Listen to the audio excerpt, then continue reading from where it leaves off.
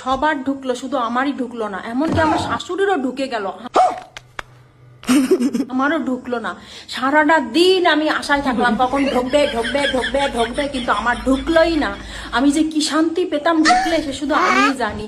আমার কি দোষ, আমার কেন ঢুকলো না গাইস অন্নপূর্ণার টাকা?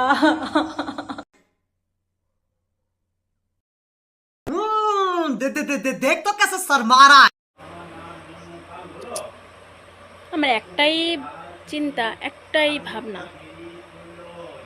আমার ঢুকলো না, সবার ঢুকলো, আমার শাশুড়িরও ঢুকলো, শুধু আমার ঢুকলো না।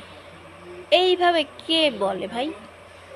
সিধাসিধি বললেই হলো অন্নপূর্ণা ঢুকেনি, মানে কে রে ভাই এরা?